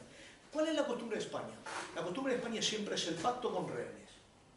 Esto es, tú me declaras vasallaje, pero yo te doy ciertamente un beneficio, pero tú me tienes que dar un rehén para que yo me asegure que tu beneficio lo vas a emplear en el sentido del juramento que me estás dando. Esto es, lo que se aprecia es una falta de vínculo basado exclusivamente en el juramento, que es específicamente la clave del feudalismo franco. El feudalismo franco ha superado las formas de sangre. Los francos no son una etnia, son solo grupos germanos unidos por su palabra, únicamente. Pero esto significa creer en aquello que se jura. Pero yo creo que el hecho de dar rehenes, claramente, y los rehenes son los hijos, ¿no? Yo te doy este beneficio, pero tú me das a tu hijo que lo criaré yo aquí por si te demandan, ¿no? El hecho de dar rehenes testimonia que no existe un juramento con fuerza vinculante. Entonces, no existe la forma romana del juramento, que es la forma romana del sacramento, porque el juramento es sacramento. Esto es increíble en algunos de los pactos medievales de las fuentes, que son pactos secretos, cuando se unen dos señores, y los dos se entregan la comunión el uno al otro. Esto es, no media sacerdote. Y yo creo que aquí, no media sacerdote, serán ellos, serán ellos la hostia, como forma de juramentarse. Y aquí esto tiene que ver algo con la específica forma del cristianismo castellano. Que esto Weber lo vio muy claro, que era el cristianismo propio de un grupo militar que requiere garantías respecto de la suerte de la batalla y respecto de la protección divina de la batalla, ¿no? Pero que no estructura la vida cotidiana, sino estructura solo la suerte excepcional de la batalla. Que esto tiene raíces vascas, yo no lo sé. Lo que sí sé es que en el País Vasco, en la vieja Vasconia, era el único sitio de toda la península en la que los sacerdotes eran vasallos. Estos eran siervos. Los sacerdotes no eran iglesias de señor.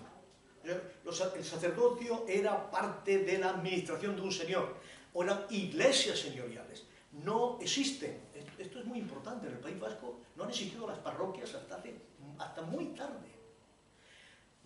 Mantuvieron a los sacerdotes como forma de la administración del señorío. Esto no se da en ningún otro lugar de España, y es posible que esté relacionado con esta cuestión. Lo que sí se sabe es que, en todo caso, esta forma de igualitarismo hidalgo está vinculada a la sangre. No cree en realidades ideales, únicamente cree en la sangre. Cree, de ahí, ¿a qué aspira fundamentalmente? Pues al gran invento del derecho español, que es al mayorazgo, a la transmisión en fideicomiso de la propiedad, ¿no? A la sangre. Desde este punto de vista, yo creo que el ritmo civilizatorio de Europa tiene que ver con la capacidad de creerse determinadas abstracciones, que el mundo hidalgo no las cree, no tiene conceptos, no cree en conceptos, cree exclusivamente en relaciones personales, ¿no? Honor, sobre todo el honor, obviamente, ¿no? Tiene una libertad que es autorreferencial, no tiene una noción de libertad pactada, ¿no? De libertad que está en condiciones de reconocer al otro, que es lo que específicamente sucede con el feudalismo. Bueno, en respecto de Martín I el Humano, es una época magnífica, ¿no? Es una época extraordinaria, pero yo quiero recordar que donde no existe consenso es en Aragón y en Valencia. Y ahí Cataluña cede de un modo terrible, porque ella tiene consenso, ella ha organizado el consenso, sabe a quién, sabe quién es su candidato y está en condiciones. Y no existe. ¿Esto qué significa? Que la política de bandos, que procede de la época de Pedro, de la Guerra de los Pedros, no ha entrado con la fuerza que ha entrado en Aragón, con los Luna, o la fuerza que ha entrado en Valencia con todo el grupo alrededor de Villena. Esto es muy importante porque en el fondo con esa política de bando es realmente la que entroniza a Fernando de Antequera. Y ahí es verdad que Cataluña no está en condiciones de ir por separado, porque está muy reciente, ¿no?, el cierre de la Corona de Aragón con Martín I, ni está en condiciones de ir por separado, ni está en condiciones de imponer su propio consenso a la corona. Y ahí es donde se fractura realmente. Ahí podemos verlo, ¿no?, incluso cuando miramos la época de Martín, que nos damos cuenta, ¿no?, de la conciencia de final, ¿no?, que está sucediendo ahí, que en cierto modo ya se anunciaba en la época de Juan I, ¿no?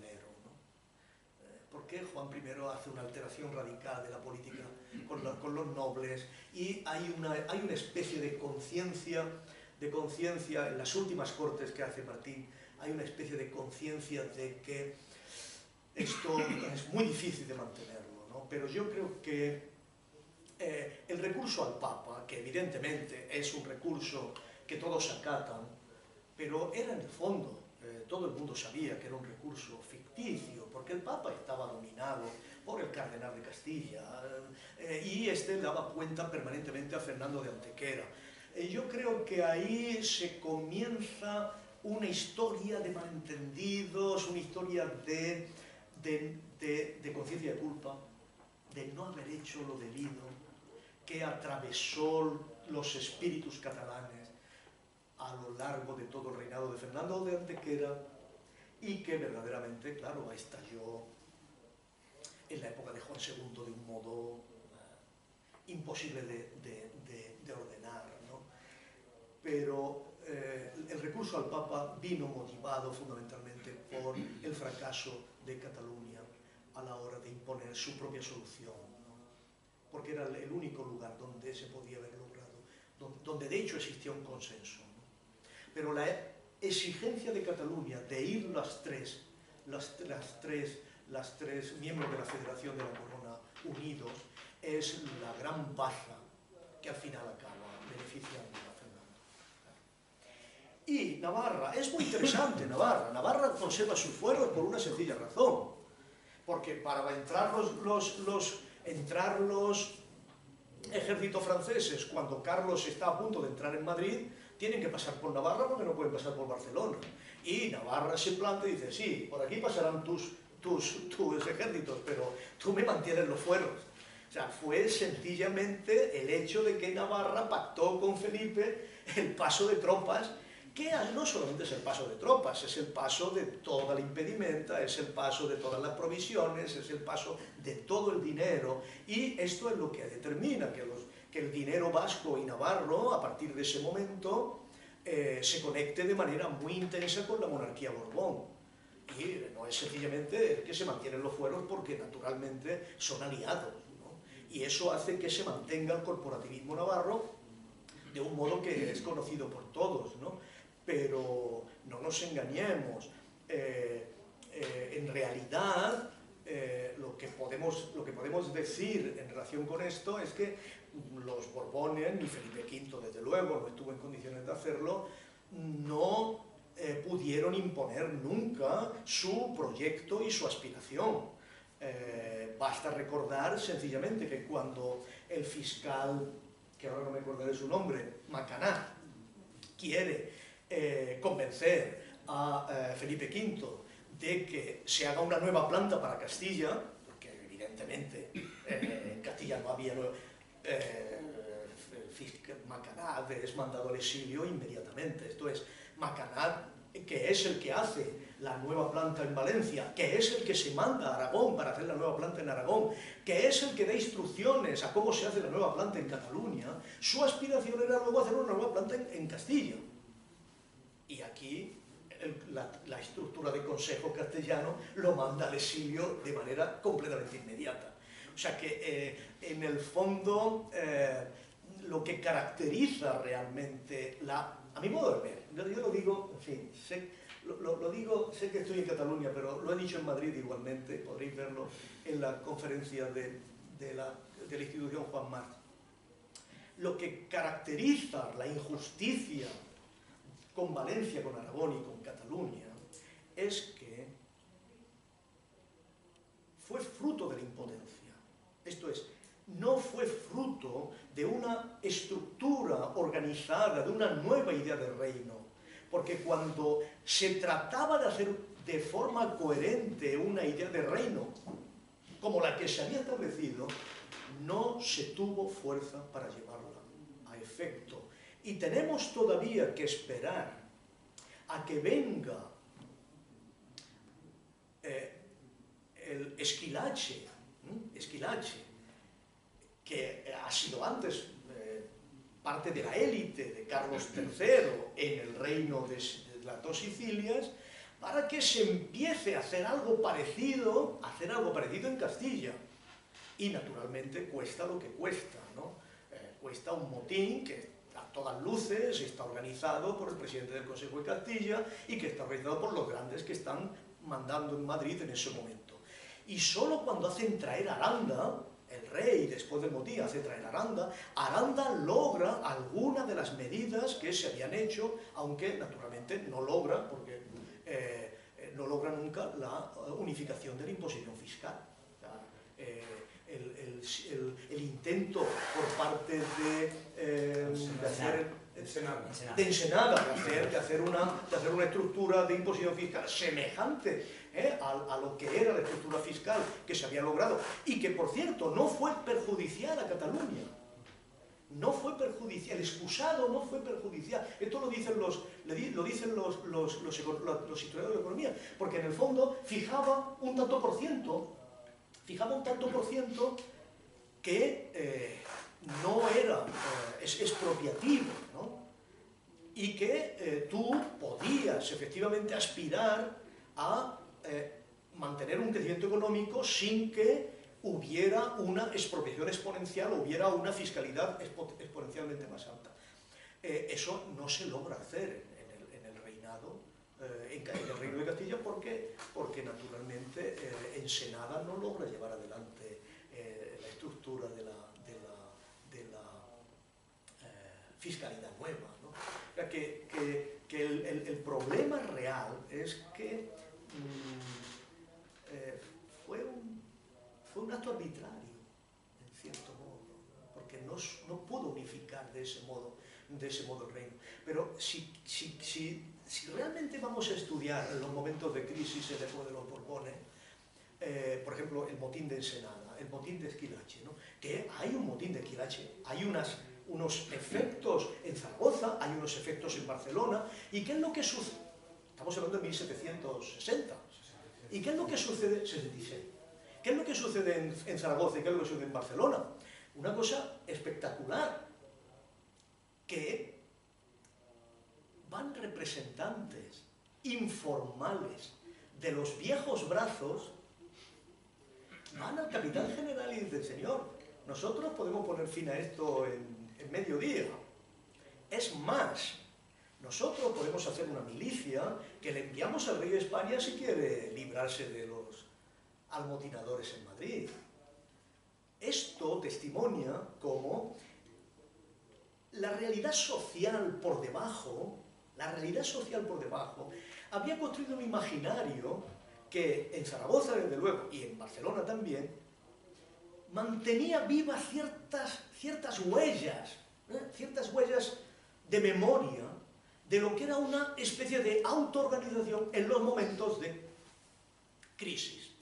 Y esto tiene un ejemplo muy claro, no solo en el motín de Esquilache, sino luego, cuando en el fondo el motín de Aranjuez, que es organizado milimétricamente al modo del motín de Esquilache, lleva consigo la inmensa revolución de juntas. Las juntas, por doquier se organizan juntas. ¿Qué significa juntas? Junta significa nada. Junta significa nada. Cataluña no hace una junta.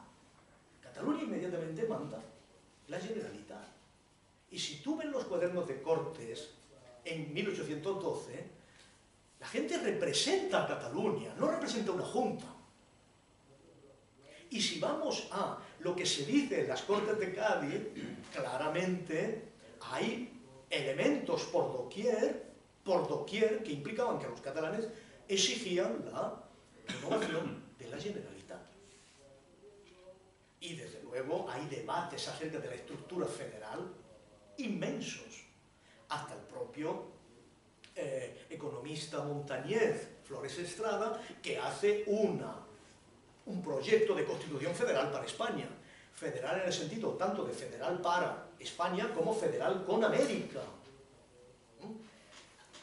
Y evidentemente la pulsión de unidad que hay en 1812 tiene que ver con algo muy fundamental, ¿no? Si no hacemos una unidad, ¿quién va a ser el representante que mantenga el imperio en América? Por lo tanto, todos están allí presionando a favor de la unidad, porque desde el punto de vista de las relaciones internacionales, los únicos que pueden ejercer la soberanía sobre América es un hipotético poder unitario en España, ¿no? O sea que el problema de estas cosas es que es lo que dicen muchos historiadores de la Edad Media, ¿no? La eterna Edad Media. La Edad Media es muy poderosa, porque soporta las bases de las estructuras sociales.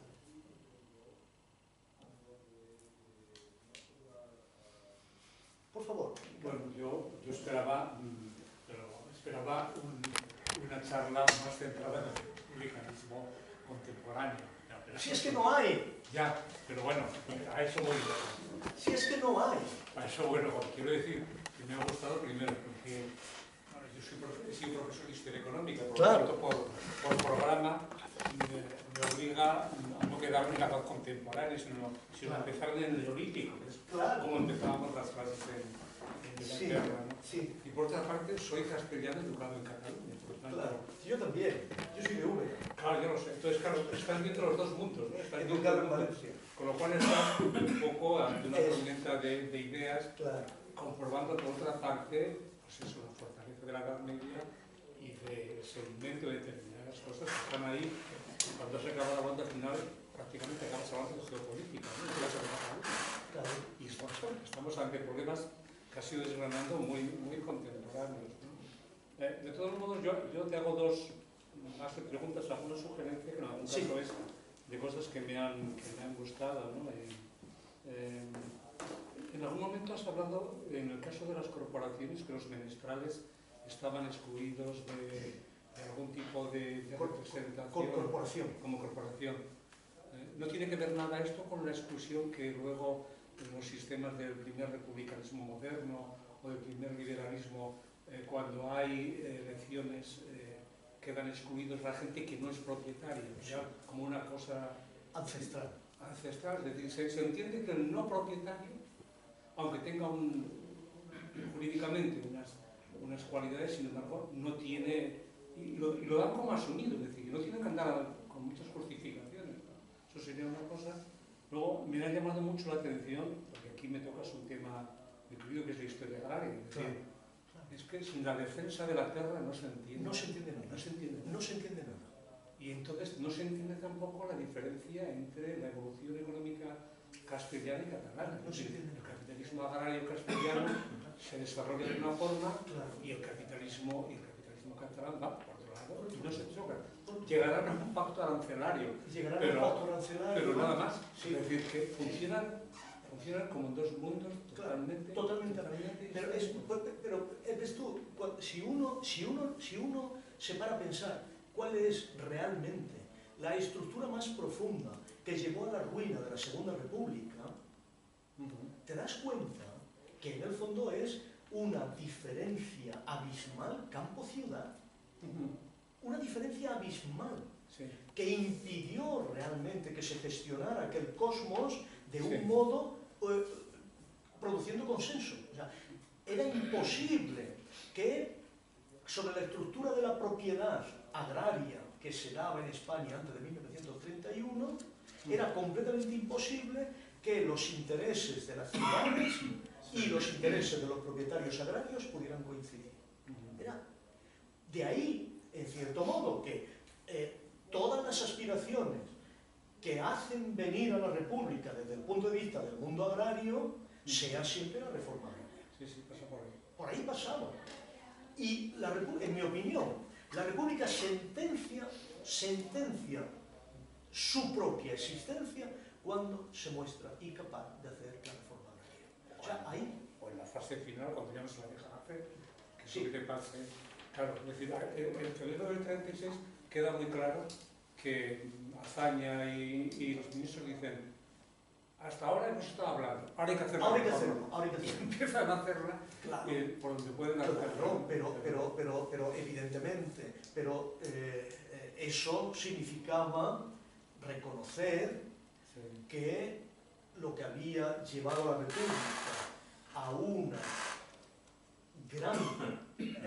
gran abandono por parte de elementos que la habían ayudado a traer, Sí. era la decepción por Sí. la tardanza a la Sí, hora de hacer correcto. la reforma agraria.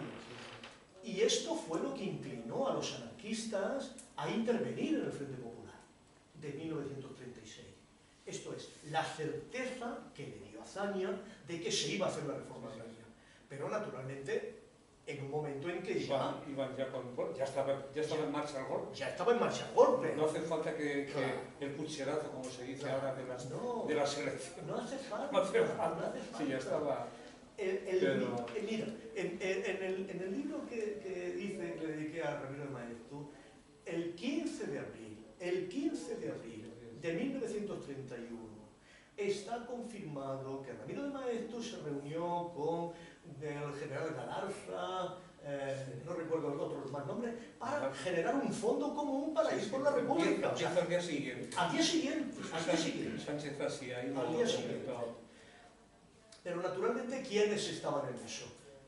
Esa vinculación extraordinaria de altos cargos militares y de propietarios terratenientes. Desde Úbeda lo sabemos muy bien, sabemos quién era el general Saro. General Saro, ministro de Primo de Rivera, era el gran propietario latifundista de Úbeda. El tipo que dice, no, hay que hacer un ferrocarril que vaya de Úbeda, Baeza, a Utiel. O sea, ahora, decidme cualquiera de los presentes, ¿cuál es la lógica de un ferrocarril que va de Baeza a Utiel? Era el ferrocarril Baeza-Utiel.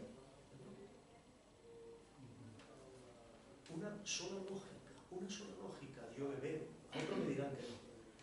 El mover jornaleros para ir de coger la aceituna a coger la uva de la Mancha, ¿no? Yo no le veo ninguna otra. Esto es una estructura de ferrocarril al servicio de latifundistas. En estas condiciones, la República gozó de una inseguridad tremenda. Ricardo, porque acuérdate que la Constitución de la República no pasa a referéndum.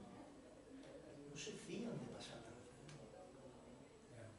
Acuérdate que quieren hacer todo lo posible para posponer las elecciones del 34, porque saben que no están en condiciones de garantizar que las fuerzas hegemónicas de la República mantengan el voto popular, porque la decepción ha sido... No, pero por volver a lo de anterior y por no monopolizar, cuando has dicho así un poco despectivamente que republicanismo moderno no hay. No, claro. No, pero vamos a ver, es a lo que hay. Hay. Entonces, por volver a tu inicio de Koselleck y del concepto republicanismo, realmente uno con este foco del republicanismo también puedes entender bien lo que fue la Segunda República de España como oportunidad para la extensión de la ciudadanía, de luchar contra la privatización de los comunes y volverlos a reincorporar, etc.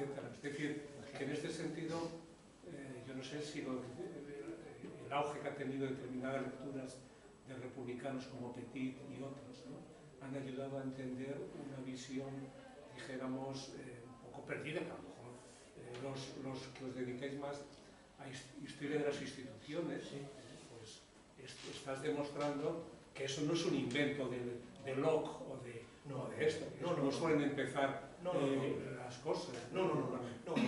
Veamos. Yo lo que argumento es que el republicanismo es una tradición de larguísimo plazo y en toda generación, justo porque es una tradición de larguísimo plazo, ha habido republicana. En toda generación española ha habido republicana. Lo que tenemos que explicar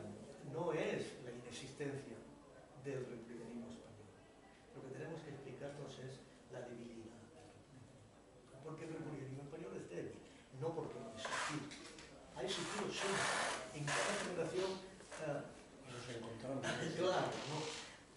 Lo encuentras en la...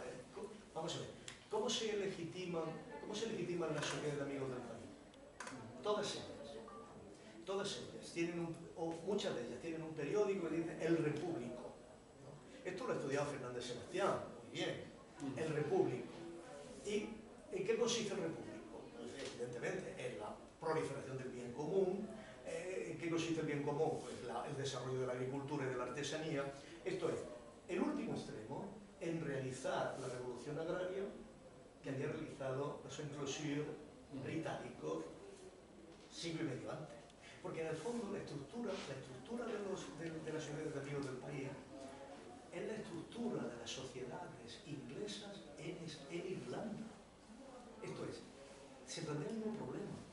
Cómo un país católico, empobrecido, está en condiciones de ser desplegado por élites británicas, ¿no? Y lo copian de allí, lo copian directamente de allí. ¿Y qué es lo que tienen? Lo que tienen es cómo dinamizamos la agricultura de tal manera que dé un fundamento a la ganadería, que es algo que en España ha ido completamente separado. Es que no nos damos cuenta de eso. Completamente separado, como en el oeste. Como en el oeste, la mesta, yo todavía he acompañado a mi padre,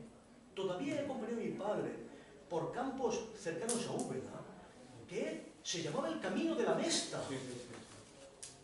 Y esto el divorcio de la agricultura ganadería ha sido total en España. Y no se rompe. El Camino de la Mesta era un camino de 30 metros de ancho. Y no podías penalizar a las ovejas si entraba y se comía la mies. O sea, ni podía cercar campos. Lo que consiguen los ingleses con los cercados, eso España no lo consigue. No lo consigue hasta hace nada. Y esto hace que el campo, naturalmente, no esté en condiciones de producir, por no hablar de algo decisivo, que tiene que ver con la estructura del notariado, que es la enfiteusis que existe en la Corona de Aragón y en Cataluña fundamentalmente, porque esas son las remensas, y el régimen de aparcería que existe en Castilla, que es leonino, que es de una continua variación de condiciones, que es anual y que naturalmente desmotiva para cualquier tipo de ordenación productiva del campo. O sea, esto tiene relevancia no solo sobre el territorio de la península, sino que tiene relevancia para América Latina. Cuando Sarmiento organiza su Facundo, toda la aspiración es decir, hemos tenido una desgracia histórica que consiste en que hemos sido colonizados por una potencia árabe de nómadas ganaderos y que no saben nada de lo que es la civilización, ¿no? Y compara la Pampa como la forma específica en que se ha dejado sentir el espíritu del llanero mesetario, del pastor de Castilla, con lo que está pasando en América. Eso tú lo sabes mejor que nadie, porque en el fondo esta historia de la agricultura española es, para los que venimos del mundo campesino, ha sido una losa sobre las cabezas de generaciones milenarias. Claro, en este sentido, la aspiración republicana, por decirlo así, es una aspiración fundamentalmente de reforma agraria, ¿no? Pero sin irnos más lejos, ¿cuál es la aspiración fundamental? Y esto es muy importante entenderlo. ¿Cuál es la aspiración fundamental de todas las guerras carlistas? El mantenimiento de la estructura comunitaria del campo.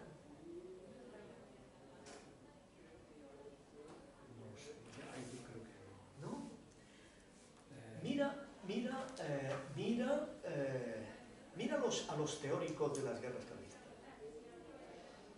y mira contra qué van realmente. Mira Balmes. O sea, mira el propio Unamuno, cuando está hablando de la tercera guerra carlista. Sí, de la tercera. El sitio de Bilbao, sí, es la tercera. El sitio de Bilbao es la tercera guerra carlista, exactamente. Y Unamuno lo tiene muy claro. O sea, aquí estamos hablando de liberación nacionalismo contra una forma de socialismo. Sí, hay algo de rebeldía campesina, y eso está estudiado por un profesor de esta casa que fue director de Instituto de Jaume Torres, ¿no? Sí.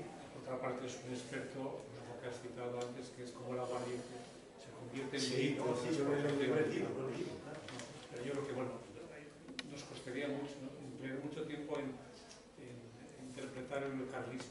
Sí, es un fenómeno muy complejo eso. Pero vamos, por acabar esto, es decir, que tú el republicanismo moderno lo dejas un poco... No lo dejo. Ahí va. Parece que tenemos que salir porque Sí. Pregunto. Fíjate, la Primera República yo creo que es la clave de toda la historia del republicanismo español. La Primera República es decisiva. El fracaso de la Primera República, a mí me parece más decisivo que la Segunda República. Porque la Primera República da lugar a dos cosas muy importantes. Su fracaso. Uno, el nacionalismo catalán. Se pasa de Pi Margall a Almirall. Y dos, el anarquismo. Nacionalismo y anarquismo son los resultados del fracaso de la Primera República. Y esto que era una república federal apropiada a la CEFAS, una Constitución Real de España. Y ese fracaso es mucho más terrible. No tenemos más cerca de la segunda, obviamente, pero creo que desde el punto de vista del largo plazo tenemos que ver esto como un fracaso. Yo te quería preguntar más cosas. Sí, no, nos vamos ahora a la